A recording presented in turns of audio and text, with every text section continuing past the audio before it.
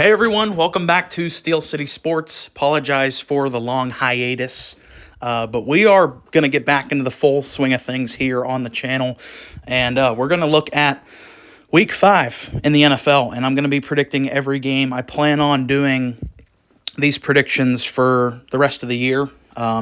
So let's just get right on into the predictions, starting off with our Thursday night football matchup. We have a divisional matchup between the 49ers and the Rams in LA in SoFi.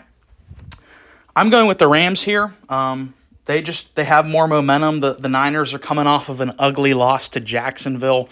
And Brock Purdy did not look particularly good, whereas I think the Rams, they're kind of humming right now. As long as Stafford is upright, we all know what Stafford is capable. He's one of the best players in the league, whereas Brock Purdy has just objectively not played very well this year. I know he was hurt for a little, but he's thrown as many touchdowns as he's thrown interceptions. That contract is already looking like an immediate regret because, when Mac Jones was in there was really no noticeable difference in the play at quarterback. So I think the Rams, they're just a more complete team. They have more momentum right now. The vibes, I get the Niners are 3-1, so on paper they look good. But for me, the vibes for the Niners are just not so great, especially with Robert Saleh kind of acting like a clown, trying to fight the Jaguars head coach in one of the bizarre situations from last week. Brock Purdy not playing well and still, I think you can say, is still kind of banged up right now. So I'm going with the LA Rams in this one. They're touchdown favorites for a reason. They should win this game. Next up, we have going to the Sunday slate of games. So we have another early game, and it's the Vikings yet again. So I guess the Vikings didn't even come back here to the States. They're just staying over there in Europe because they played my Steelers in Dublin last week. Now they're going to play the Browns in London. So that's kind of a crazy situation. I don't remember. I guess the Jags last year, I think they had back-to-back international games, but I'd be curious to see how the players feel about that. Staying for 2 weeks in a row for international games is kind of nuts to have one team do both those. But regardless, it's a strange matchup because the Vikings should be a really good team, even with Carson Wentz in there. He had some plays where he looked capable against my Steelers.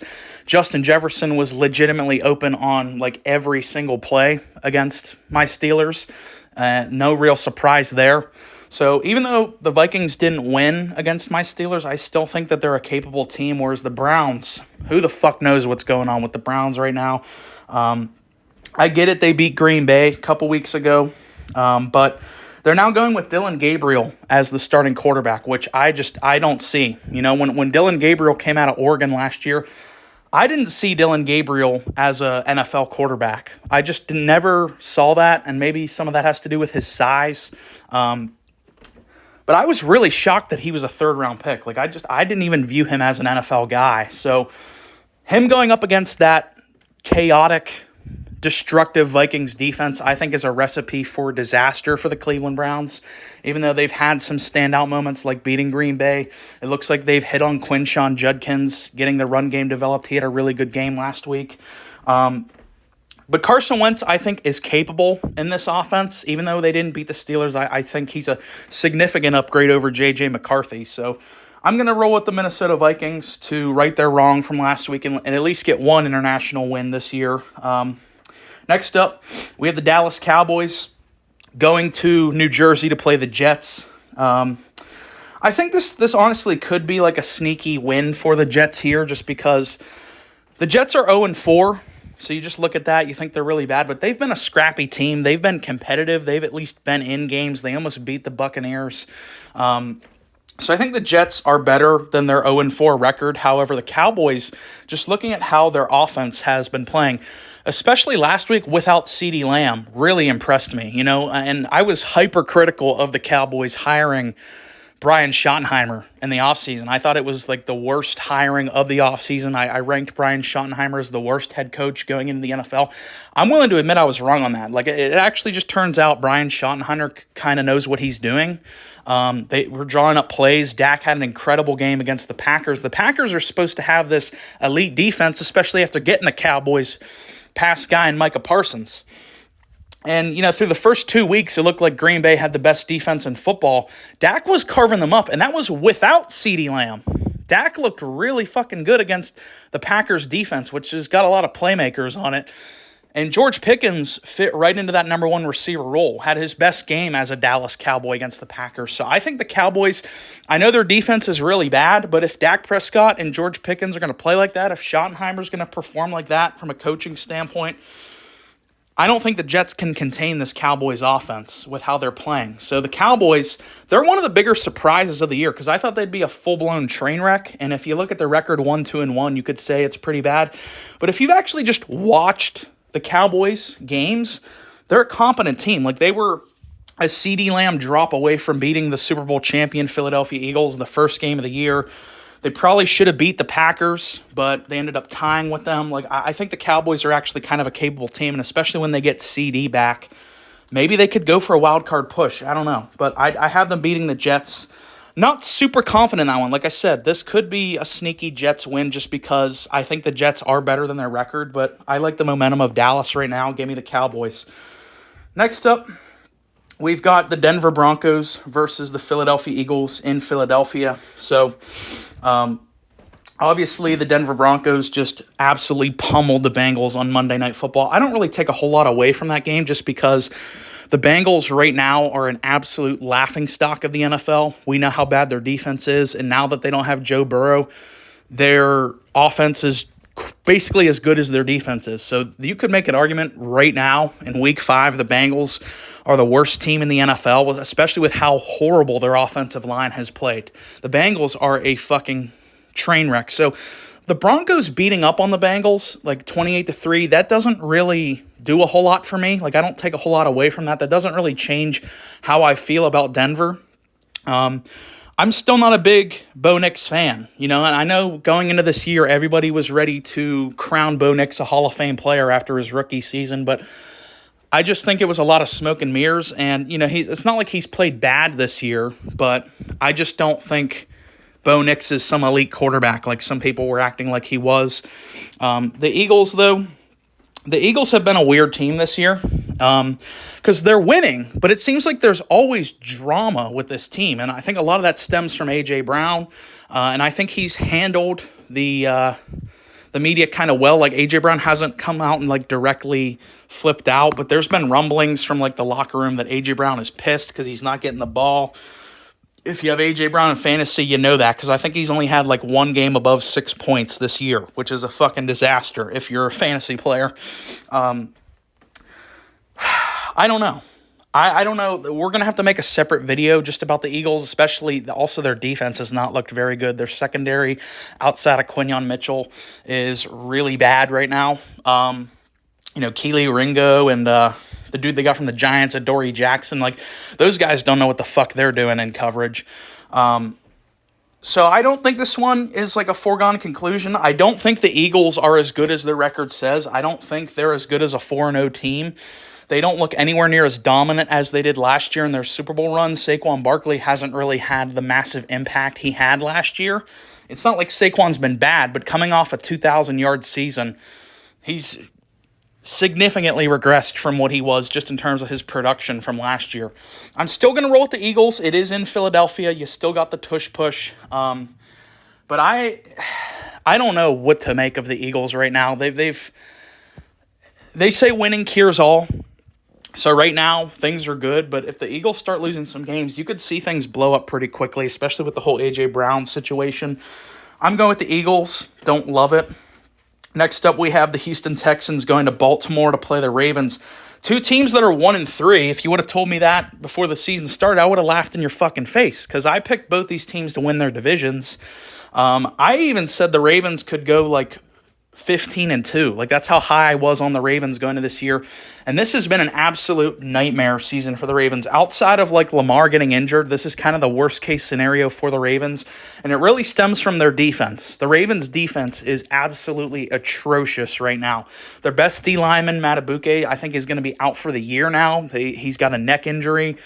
Roquan Smith is going to be out for some time as well. Van Noy as well. Like, they've got injuries. The defense hasn't looked good. And it all kind of, I think, stems back to what I said going into the year, my biggest concern with the Ravens didn't really have to do with their personnel. It was more so the coaching staff. And I think that more and more of that is being revealed now that their stars are getting hurt. So I don't know what to do with this matchup because these are two of the most disappointing teams in the league right now. I guess I'm going to just go with Baltimore because I trust Lamar Jackson way more than I trust CJ right now. But I don't love it. And it's actually kind of crazy to me that Houston is the favorite in this matchup because it's in Baltimore. I get Baltimore's defense hasn't been playing good, but Lamar Jackson is fucking Lamar Jackson at home in the regular season. It's hard to bet against that guy. Unless he's playing the Chiefs, of course. We all know there's something with Lamar's brain when he plays the Chiefs that's just off. But this isn't the Chiefs, it's the Texans. So I'm going with the Ravens here. Next up, we have the absolute toilet bowl matchup of the week. This is by far the worst game of the week, which you couldn't pay me to watch, and that is the Giants going down to New Orleans to play the Saints. Giants-Saints, blech. These teams combined have one win. I mean, I don't think it's really a surprise how bad the Saints have been. I predict them to be the worst team in the NFL. They're looking on track to get that first pick in the Giants.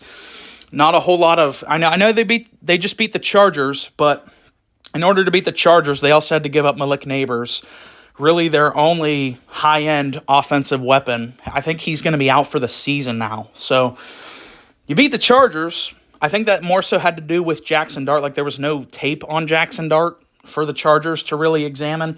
And the Chargers, they've got their injuries, particularly their O-line. And we all know the Giants' front seven is special. It's a special unit with all those guys, with Brian Burns, Abdul Carter, Dexter Lawrence.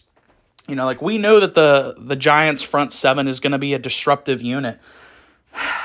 But I don't know. I guess I'm going to go with the Giants in this one, just because of how putridly bad I think the New Orleans Saints are. I think Spencer Rattler, you know, he's been all right this year. He's actually played better than what I thought he'd be, but there's really not a whole lot around him. The defense is really bad. I don't know. Like I said, this is like the worst matchup of the week by far, so I don't really have a ton to say. It's just two shitty teams. Flip a coin. I'll go with the Giants because I trust Dable a little more than I do...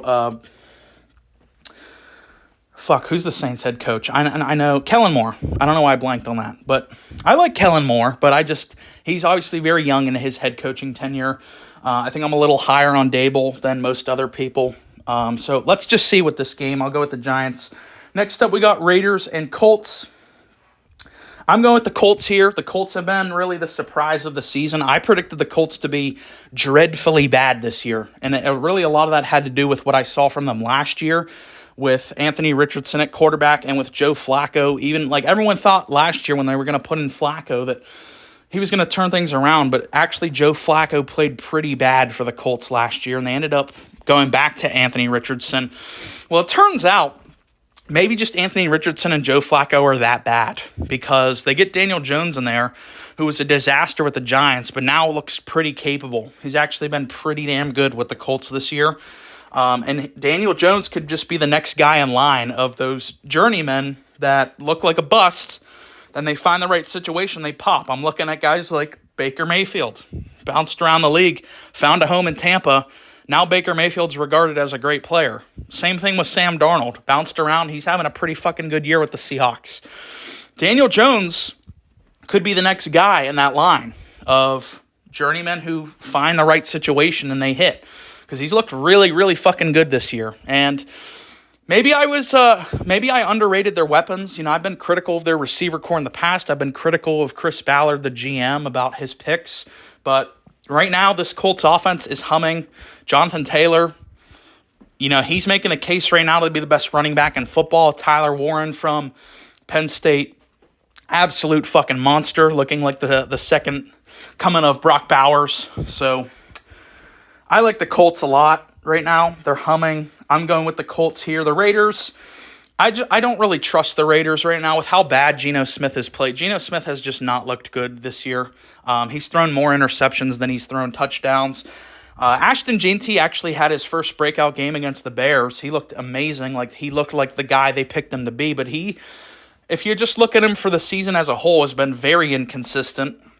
So I like the Colts. I like their consistency more. I trust, as weird as it is to say, right now I trust Daniel Jones more than I trust Geno Smith. I know that's a weird thing to say, but that's the NFL in 2025, full of surprises. So I'm going with the Colts. Next up, we got another really shitty game. We got the Dolphins versus the Panthers. Blech, another fucking stink fest here. I'll go with the Dolphins. They showed some signs of life in that Thursday night game. Or was it Thursday night? I don't know. It's all kind of jumbled together, but they just played in some fucking primetime game and won. Oh, it was Monday. They beat the Jets. That's it. Monday Night Football, they beat the Jets. Which you could say, yeah, it's the Jets. But like I already said, I think the Jets are a little better than their 0-4 record. Tyreek Hill's gone now, which you could maybe honestly say might be a plus for the Dolphins just in terms of the locker room standpoint, because there's been rumblings that Tyreek Hill has not been happy in the locker room. And even without Tyreek Hill, you still got a lot of stuff to work with on this team. Like Devon Achane, one of the most versatile backs. Jalen Waddle, we all know he's really good whenever they fucking use him.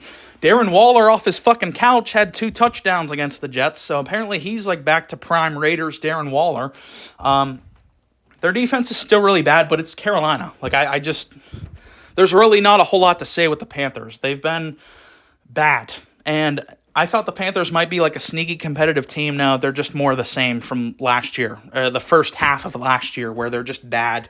So again, another game where there's just not a whole lot to say because it's 2 really bad teams. But I think the Dolphins, they have a more consistent offense. I trust Tua more than I do Bryce Young at this point in time. Give me the Dolphins. Next up, we've got the Buccaneers going to Seattle to play the Seahawks. Actually like a sneaky good matchup. And we just talked about these 2 quarterbacks being the journeymen. This is like the battle of the ultimate journeymen who found their role between Baker and Sam Darnold. Same draft class. Now, with the Bucks, here's where some of my ignorance is going to come out, because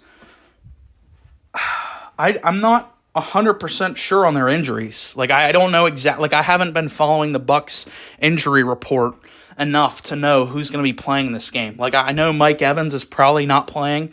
Is Chris Godwin coming back? I don't know. And also Bucky Irving. There's a potential chance that Bucky Irving could miss some significant amount of time with an injury. So, I don't know. Like, they still got Emeka Egbuka. I mean, he's an absolute fucking monster. Looks like one of the best, if not the best, rookies this year, unless I'm forgetting someone big. But Emeka Egbuka has looked incredible with the Buccaneers. I'm not counting the Bucs out, but those injuries do worry me. Like, if Bucky Irving is out, and if Mike Evans is out, and if Godwin, even if Godwin plays, he's going to be super rusty.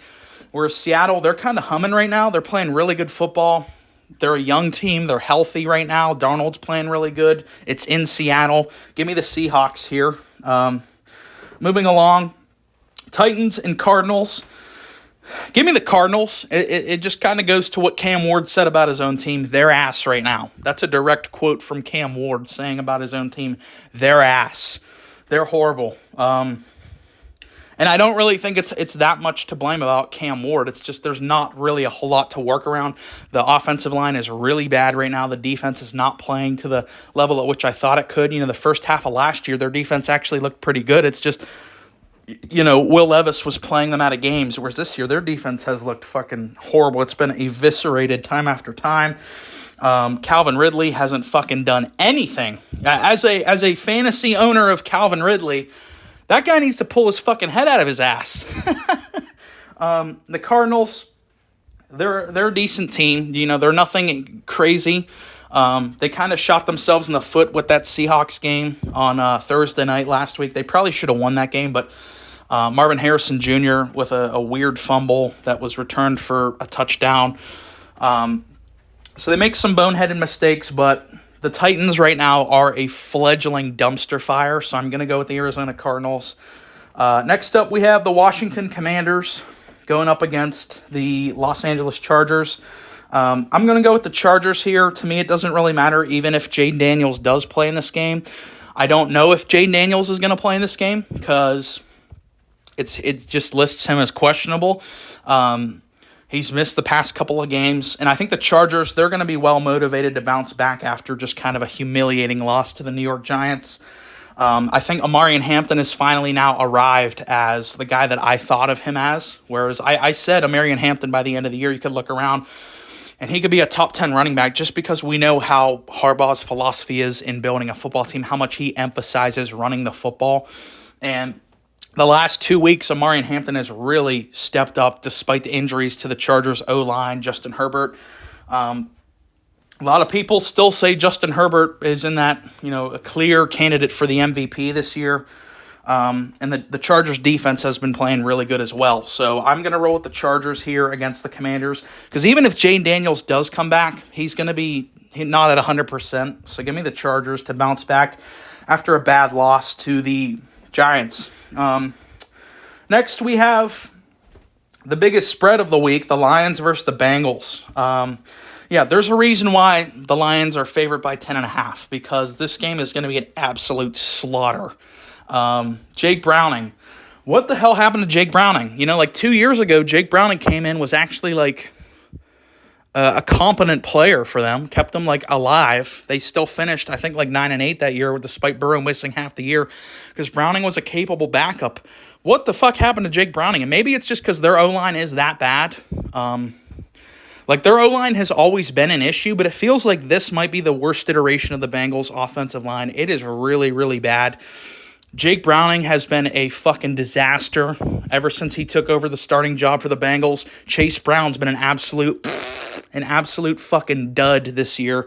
He could be another one of those guys that's just a one-year wonder. I hate to say it, but we've seen millions of one-year wonders at the running back position. Chase Brown kind of came out of nowhere and is kind of leaving relevancy. Kind of like he, out of nowhere, he popped, and now he's just kind of going away. So, I don't know. This Bengals team is so bad right now. And like I said earlier, their defense is arguably the worst in the league. Well, their offense without Burrow and with how bad the O-line has played might be just as bad as their defense. The Bengals legitimately, outside of the Saints, might be the worst team in the league right now.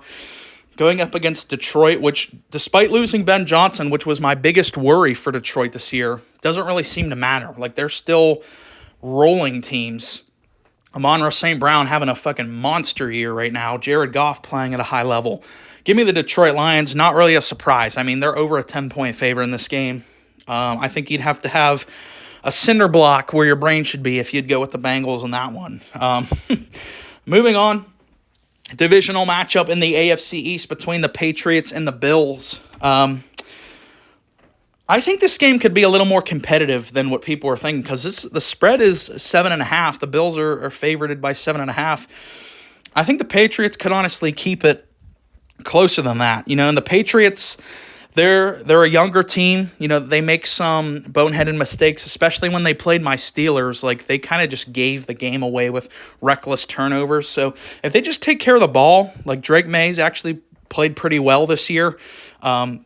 I'm not going to pick them to beat the Bills, but I do like them plus 7.5 for sure. I do think this is going to be a little more of a competitive game. It's obviously a divisional matchup, but yeah, I am going to go with the Bills here to win this game. It's hard to pick against the Bills anytime Josh Allen is healthy. And with Lamar and the Ravens not looking so good, I mean, Lamar's been good, but the Ravens are a train wreck. And with Herbert losing to the Giants, Josh Allen might have just moved back into favorite for MVP to go back-to-back this year. We'll have to see. Obviously, we're still really, really early in the year. And that brings us to Monday Night Football with the Chiefs going to Jacksonville to play the Jaguars. I'm going with the Chiefs. I mean, that's really no surprise. I know that they've had a wonky year this far, but the second that they got a number one receiver back, and Xavier Worthy, on most teams isn't a number one receiver, but with how depleted the Chiefs receiver core was without Worthy and Rice, he just immediately popped the second he got back against the Baltimore Ravens. So that was a big thing. That was a big deal getting him back for the Chiefs. Their offense immediately looked a lot better with him back, and they're going to get obviously even way better when they get Rashee Rice back. So give me the Chiefs here. The Jaguars are, I don't know how the fuck they're 3-1.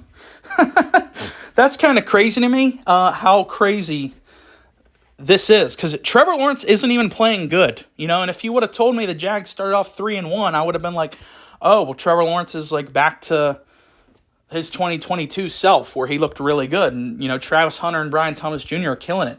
No, their offense has been bad. It's actually their defense, particularly their pass rush, has been very good this year.